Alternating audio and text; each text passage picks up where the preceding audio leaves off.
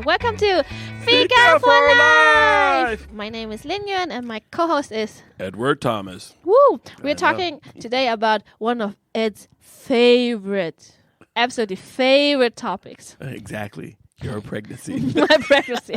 That you won't let me film. Listen. All of you guys who have been following us for a long time, you know that one of my greatest joys in life. Fetish. It's not a fetish. It's a calling. I think that maybe God wants me to take pictures of your birth. And you won't let me. No one takes picture of you my won't birth. let me in there. Vajayjay. No. I don't want to take a picture of it. No. I mean, I don't really want to take a picture of that, but I just want to take a picture of you and your glory as life is coming out of you. I haven't sent you the videos that Jonas filmed when I just had contractions. Really? Yeah. Oh, I could watch those forever. They're no fun. I saw Fame 48 times. I'm sure I could watch your contractions 50.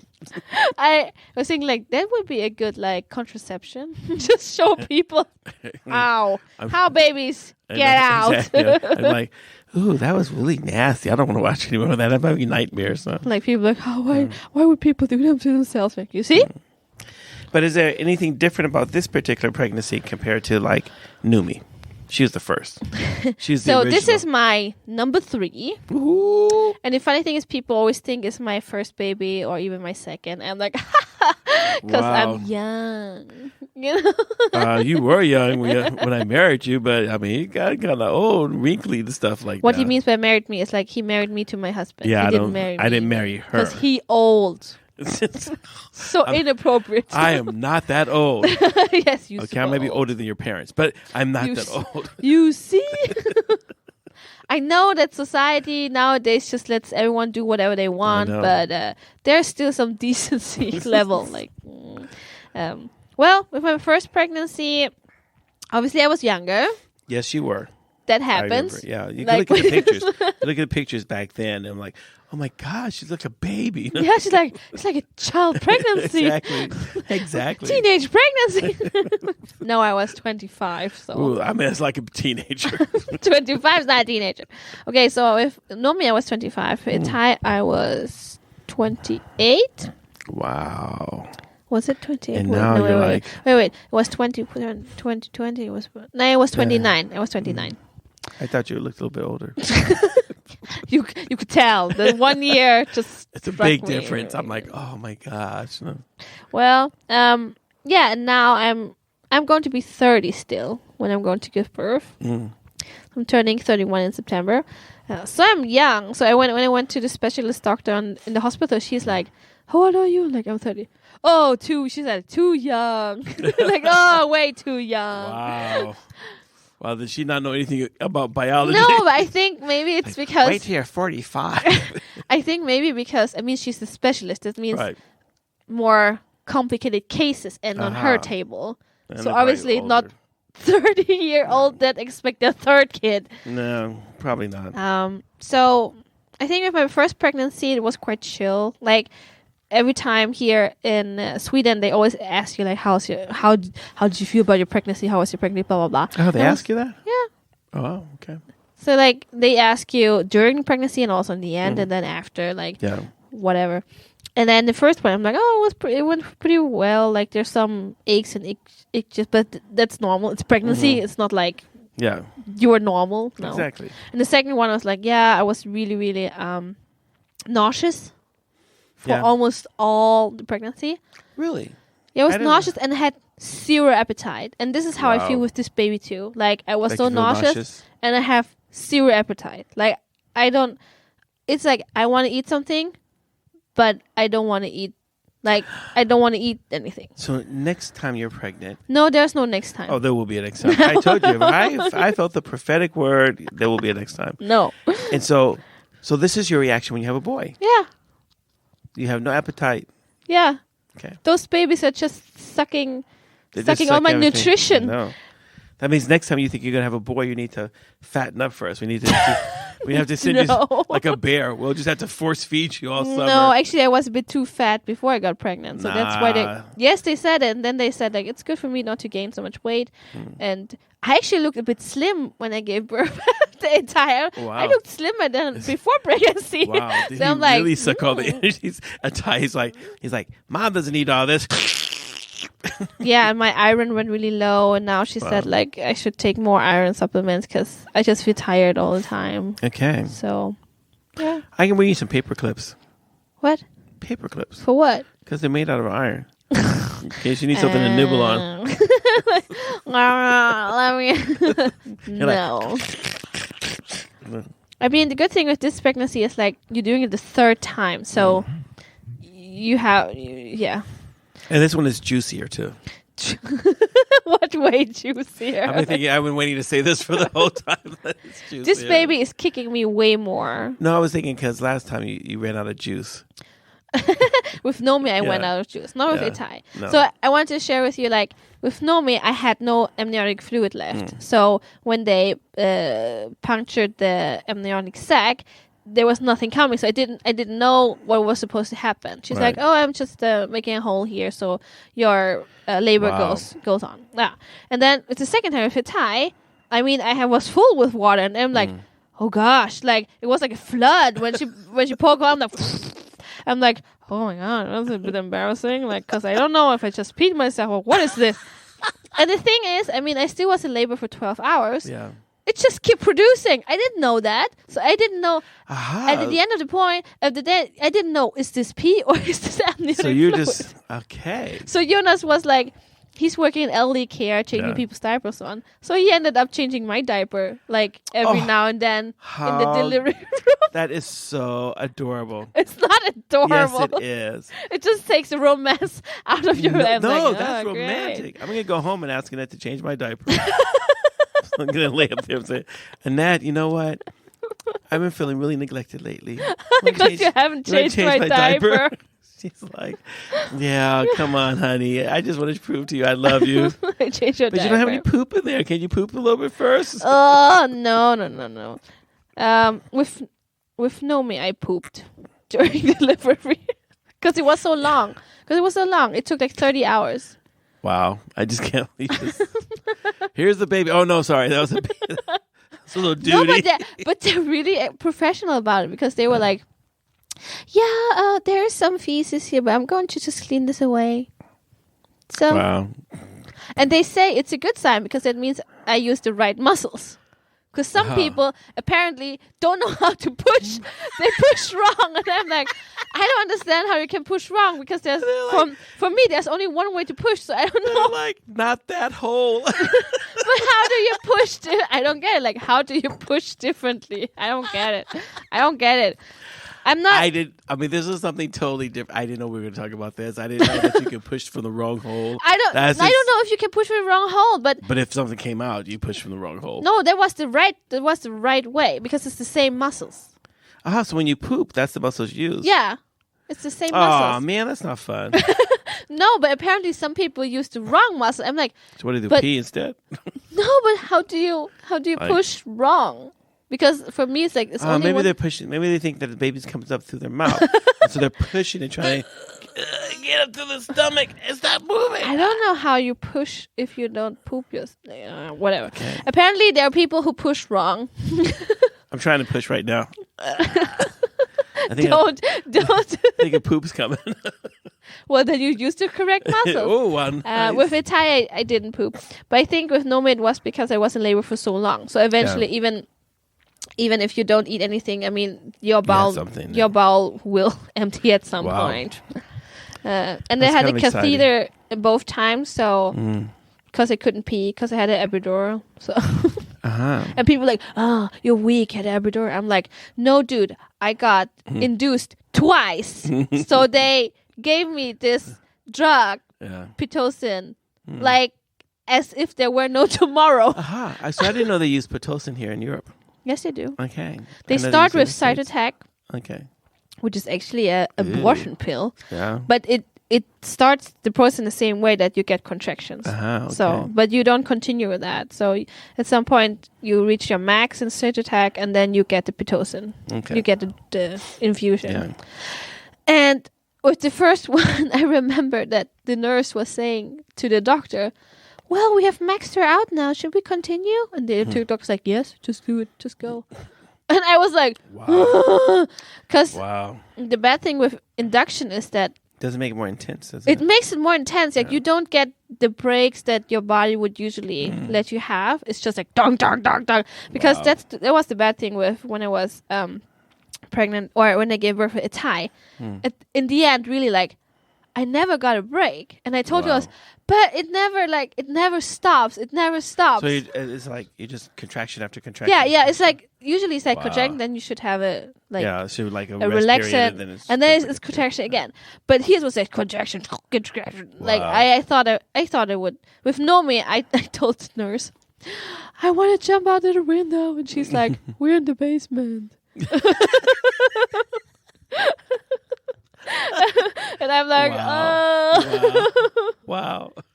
There was a little laughter going on there, but still like, ah. And I think I was never so spiritual. How did you call on the name of the Lord to help you? I did. And I just kept praying. I'm like, How nice. dear Lord, please help How me. nice. Like really because in this situation you are so vulnerable and lost. Like there's nothing you can do. No. There's nothing you can do. Wow. You can't go away. You cannot even commit suicide. You can't do anything. You're just stuck in this situation. Wow. For those of you who are about to have a baby, just ignore that last part. I'm just telling you. But I mean, for me, so like our friend Rebecca and Emil. I mean, she said with her first baby, because that's when I had contact with her, she said, well, it wasn't that bad. I mean, it was uncomfortable, but it wasn't so bad. Wow. And I'm like, I'm like, okay. But she didn't have it induced either. No. So that's probably why. And same with Petra. When she came to hospital, she was fully dilated already. I'm like, good for you, girl. I just gave me a picture in my head. I'm just like, what picture? You can't see it from the outside if she's fully dilated yes, you or can. not. No, you can't. Tell by the way the hips move. Just A dog. that's about 8 centimeters. No, but I mean, when I came to the hospital the second time, they already did some hinsvepning. What's that? It's like when you loosen the amniotic sac from the uterus. Ah. So you put your finger in, and they just make a circle motion, so the membrane loosens from the cervix. Oh. So that's supposed to start the process of labor. So it did that 2 times to me, and it's really uncomfortable and painful. Yeah, it It sounds hurts. painful. Someone sticks their finger in there and it's like making it move around. Okay, Yeah. maybe it's not that uncomfortable, but I don't know. Yes, it is when you're about to give birth and you're pregnant. It's uncomfortable. Really? It's not a sexual experience. It's I'm not like, saying it was sexual. I'm just saying that maybe it was. Maybe it wasn't as bad as it sounds. Nah, it was. For me, it bad. was painful. Okay. And then when I came in, I was already 4 centimeters down. I'm like, yes, it goes better this time. Wow. I wish that when they ever testing my prostate, I wish it was a time where it ever felt better. It hurts. It's uncomfortable every time. I'm like, It's because you don't stretch your butthole. I guess not. Or I think doctors who work with prostates, Gigantic hands. they just they make sure their hands are like these gigantic sausages. But it's only 2 fingers. No, I don't know. No, I think it's got like a whole fist or something down to the elbow. He's like, Like in a cow. Yeah. In a cow. He's all the way to the shoulder. I'm almost there. I can kind of feel something. Is that uncomfortable for you? I'm like, so it's like, get out of there. But you know that you have to. This is the funny thing is always when there are these kind of insertions into your body, you're supposed to relax. I try to. I'm just not used to having someone back there squirting a whole bunch of stuff in there, and then it leaks out. I mean, it's a really uncomfortable. But don't you have a emptying before? No. They don't tell you. No, he's like, put on your pants, get on the table. I'm like, dude, at least give me dinner first or something, And then he's like, lay up there, and then he's like, okay, this is gonna be uncomfortable. I'm like, no kidding. like, excuse me, I don't think it's uncomfortable for you. We can switch positions. Maybe I want to be the giver right now, And it's really bad. And it's just like you're laying there and he's like, I don't know. It's like not even sensitive. But but that's what I don't get an epidural. No, but the thing is, one. a lot of women, especially when you go, or I've heard a lot of women, and I also experienced that when you go there for labor, some people are really insensitive. Because when you're pregnant, maybe your hormones go down, like the estrogen, and you're really dry. And I used to be really sore, and I always during pregnancy, I'm really sore, and I just don't want anyone to do sudden movements. And then some nurses or even doctors, they're so insensitive. They're just, oh, it's not that bad, and then just shove their hands or fingers in, and it's really bad. And I think that I bet you that the same doctor had that checked my prostate. I don't think that they have specialties in both. Yeah, he does. He's like, I'll get them both. I just want to stick my hands on people, make them hurt. They're just sadists altogether. It's like, let me hurt you. No, but I mean, I talked with some of my colleagues who also meet outside of work, and they're both Muslims, but they have no filter. Okay. And I'm like, say whatever you want to say about Muslims. Those two women, I'm like, okay. Wow. They are really funny. And we should have them on our show sometime. I don't think they want to expose themselves to the public. We won't use their real names. No, it doesn't. It doesn't matter. But for example, I was at this one. We can talk about that actually in another episode. She had a missed abortion. Okay. Oh. You know what it is? No. It's when the baby dies in your uterus, and instead of your body having a natural miscarriage, you find out way later, and you have to induce the miscarriage. Wow. That's why it's called missed abortion. It's not like abortion in the sense that we would use in every day. Yeah, so it's not an abortion like you're choosing the life of the baby or something like that. The baby's already dead. Yeah, so you need to get the baby out. Anyway, we visit her to see how she was doing, and obviously all that. And all of that misery and sorrow, I went to her bathroom, and the toilet paper had some funny print on it. Like, not the normal one, but like funny print. Yeah. And then suddenly the other one was like, haha, but maybe that's like to spice it up in the bedroom. And like, maybe it's like a tattoo, it will stick on. And then maybe your husband will look like, oh, that's new. And I'm like, oh my gosh, like, who would think that I would sit with two Muslim women? Obviously, they were married, but still. And talk about that, like, it made me feel a bit uncomfortable, but they were just laughing their butts off. Wait.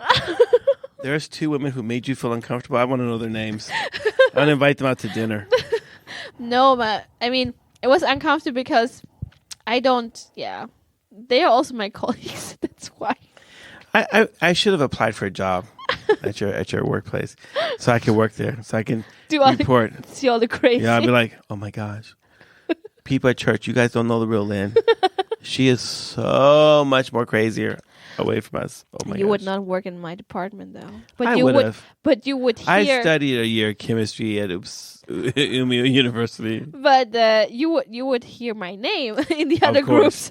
Because everyone's like, oh, we just want the presence of Lynn to be with us. No. That's what we said in another podcast. But most people know me because I go to the afterworks of the other groups as well. I don't only go to my ones. I also go to the other ones. Of course. Of course, there's Lynn out there. It's like, where's Lynn? I thought she's part of our group. No, Lynn's part of every group. So, So I think people ask me, so aren't you concerned about this birth? I'm like, it's not like I can get around it.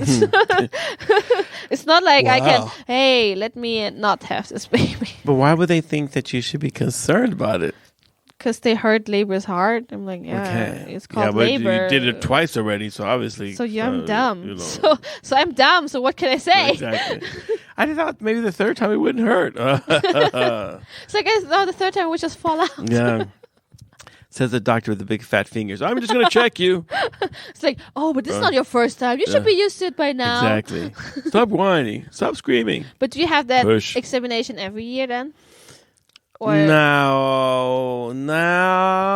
It seems like the last couple of times. I had one last year and one this year. people want you to get used The to doctor's it. waiting. He's like, I can't wait to get that Ed in here again. Ooh. Was it the same doctor? I've been making my fingers fat all the time. Was He's it the grown same 5 doctor? centimeters. Let's make him scream like a little piggy. Ed, come here. Ah! You know what's bad when doctors like that, they say, "Oh, just like, what would we say? I'm like, ta dig samman. Like, just suck it up. Like, it's not that okay. bad." When they're not like, They never say that to me. No, but I've heard many people when they go to labor or to just maternal ward that people say, "Oh, but that's what you wanted. Like, what did you expect would happen?" Like, Wow. to be really insensitive and say Wow. really mean things. Yeah, I guess they don't work in the Church of Sweden because that would not go. They wouldn't fly. No. No, you'd be they like, work. I mean, I don't know. I always feel like when people tell me things like that, I'm like, those people are not suitable to work in the field of health. No, definitely not. They should. No. Should not. Like, if you're bitter or something, switch jobs. Don't. Exactly. Don't. You should work in the paper bag factory, making sure the paper bags are folded correctly before they Get leave the paper factory. cuts all the time. Yeah. Like, But you need a reason for being bitter. So wow. So what was your experience? Just a quick one. Like, you were at all of your children's yeah, births. yeah. So what would you say is the difference in giving birth in Sweden and in America? The price The money. in America. Well, I mean, you take a second mortgage on your house, and in Sweden, wow. you just go there. And then you It doesn't. come back. Yeah, it doesn't even cost that much. No. I mean, what did you pay? Like 500 crowns or something? I don't even know if it costs for staying there. I think the most expensive is the food for your partner. No, And that food stinks. I know, and it's Oh, very it's expensive. disgusting. It's like, ugh. It's not even fresh. It's like No. powder this and powder that. Yeah, and I'm like, nah. it's like, ugh. If I gotta stay longer, I will not buy that food. I will like, Jonas, get me Foodora. You better run to Stockholm and get that Kentucky Fried Chicken, and it better be hot when you come back. You know? I was thinking about like, actually, what do I want? Like, how do you want to celebrate when I give birth again? Like, You want Kentucky Fried Chicken? I don't know. Like, I don't know what condition I will be. We were just like, Lynn, we know that you just had the baby, but this is like the 10th time we're feeding you today. But we really just want to show our appreciation. No, I was wondering, like, do I want ice cream or do I want a cake or like what? Like during labor. No. It's like, During labor, I'm gonna have I can't eat. I'm gonna have a couple of beers. I'm gonna have grill some hot dogs. You know, with Nomi, I was just vomiting several Really? times, and they had to give me like glucose intravenously because I just brought up everything I Wow. put in, so it was not going well. Okay. So not during labor. I was thinking about after, because you know what they give you? It's so pathetic. They give Morphine? you like no Coke. after birth. Okay, They yeah. like, oh, you need to gain more like energy and stuff. They give you niponsoppa and some that's- white bread. This is toast. soup made out of rose hips called nippon in Swedish. Yeah. So they give you that, and And they the give white you bread? like 2 slices of white bread with some cheese, No butter. maybe some butter, and then with Nomi, I got kinda a weird. little Swedish flag Really? to make it really festive. Wow. But with Thai, I don't think I even got a flag. So I'm like, so they're downgrading. The more kids you have, the less Exactly. you get. That's why you only have one kid in Sweden. Then you go to other Scandinavian countries and you have the other kids. It's like, why is my brother Danish and the other one's Norwegian and the other one's Finnish? Because they had better maternity ward. No, so Like- so you were saying the difference were the price. Yeah, so obviously the price. In the States, I would say that like when like here was like really calm and everything, but I felt it was more hectic back in the States. In the States. Yeah, and also because everyone can be sued in the States for anything. Really? So so they always true. have to be more careful, and they have to give you tons of instructions. And you get to the hospital, and they're like, "Oh, can you fill this in?" I'm like, "Heck no! There's a pregnant lady. We're about to have a baby. What do you mean fill that in? Fill it in yourself. Here, I'll tell you the information. Right? You know, they're like, What's wrong with him? You were stressed too. I mean, you were a young dad. Too. That's because it was the first one, like when Eddie was born, and so the doctor said, "Oh man, if you take a walk, that might help the contractions to speed up because they'd gone all day long." So we took a walk, and all of a sudden I'm like, "What? It's a minute and a half apart. What? A minute? Oh no!" And so I called the hospital, and they're like, "You need to get here now." I'm like, "Okay." How do you get? So my best friend Raymond, he drove us in his van. So I hopped in the van, bam, made it to the hospital, and I think it was within an hour, or maybe it was an exact hour, then Eddie was born. Wow, that's yeah, rocket. Yeah, and then I think that so you have to think like my youngest daughter is now 27 years old, almost 28. So this is like back in the 90s. Back in the days. Yeah, so things can be a lot different now. Because I haven't had any more kids yet, and I can't find other people who want You want to share the experience with you? I thought I had a good friend, Lynn, but obviously we're not that close because you won't share this experience. I just want to be a part of the family. I don't want anyone to be there, actually. I told you, you are not really a help. Maybe you should stay home. Wow. Not good, Lynn. I just told him that to make him feel bad because I want to shame him to do something. Wow. I am honest. You hear that, Eunice? You're being manipulated. Nah, Eunice can't be manipulated. Yeah, obviously he can. You wouldn't keep trying if he couldn't. So here's the combination this week. Thank you everyone for listening, and I'll keep you guys updated how it goes with pregnancy. Are we done now? Yeah. Okay. What else? We're not really talking about your pregnancy anymore. We were talking about my prostate, so I guess like it's the same thing. They're not, one is about life. The other one's just like you just hope it doesn't cause any problems. So. Yeah, exactly. Hope it doesn't grow. Exactly. With the baby, you're like, I hope it does grow. Yeah, exactly. And with you, like the prostate, I hope it doesn't grow. No, but but this has really been interesting, and it's really interesting because I think that for a lot of people who are listening, I'm sure that there's tons of questions because I have more questions to ask you. So when we're done recording, you and I need to sit down for an hour so I can debrief me. So Ed, how did you feel? Feed your fetish. I know, exactly. We need to interview you more, Lynn, about all the pushing and the pulling that you do. Wow. No fun. Yeah. But it must, I mean, and I hope that our listeners who are listening to this were also stimulated. It was a very stimulating conversation.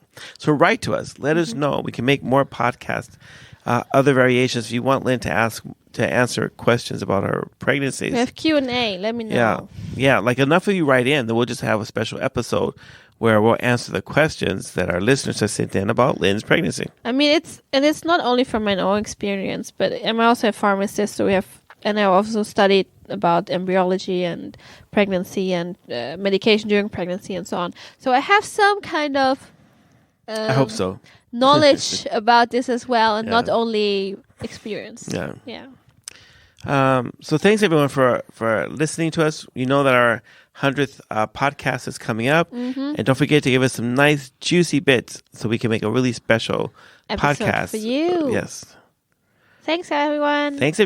Take care. Bye.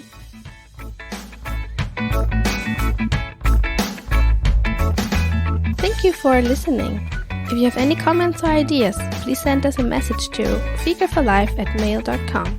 Fika, F-I-K-A.